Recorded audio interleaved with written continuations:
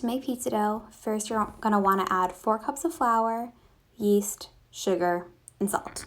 I already added the flour before recording, so you want to add the other dry ingredients. After that, you're going to want to mix them up with a spoon. This isn't mandatory, but it definitely makes mixing easier later on when you have all the dry ingredients mixed.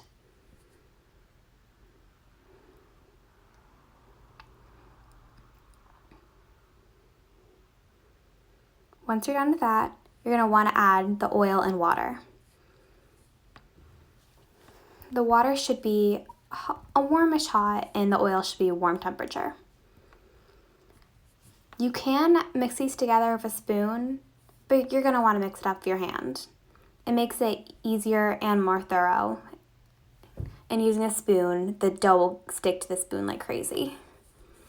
Pro tip, you're going to want to hold the bowl with one hand and mix the other hand.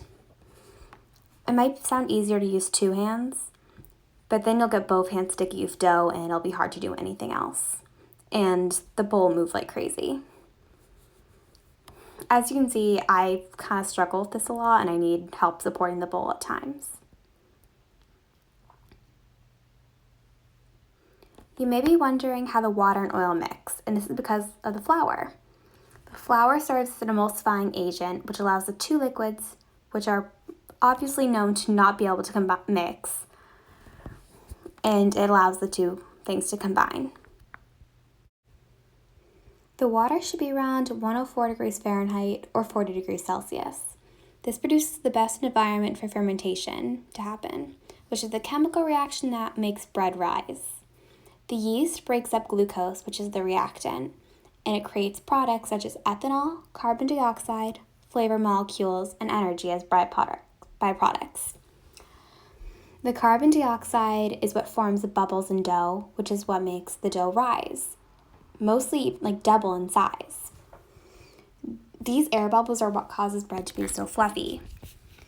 When you look at already cooked bread, you can definitely see the little air bubbles in them. As you're mixing, make sure you combine all the ingredients thoroughly. You'll see that the mixture forms a colloid and will become very sticky. Gradually add the last cup of flour and mix until the dough can be kneaded without sticking to their hand.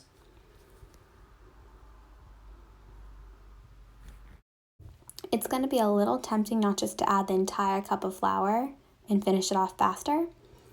But honestly, you probably won't need the entire cup of flour, so you're going to want to add it gradually, little by little, and mix it to see exactly how much flour you'll need for the specific dough, because you don't want to add too much or else it won't have the same consistency.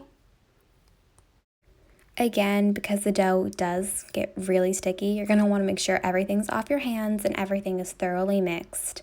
And as you can see on the side of the bowl, a lot of flour collects there, so you're going to make sure that everything is fairly combined.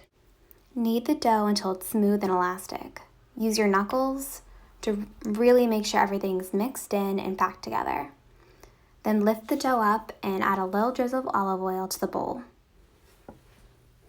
Then put the dough back in the bowl and continue kneading it until it's in a nice shape of a loose ball.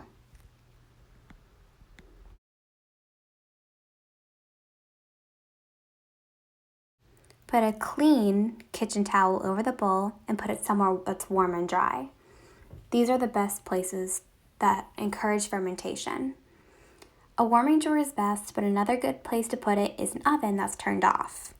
Ovens retain their temperature and are a dry environment.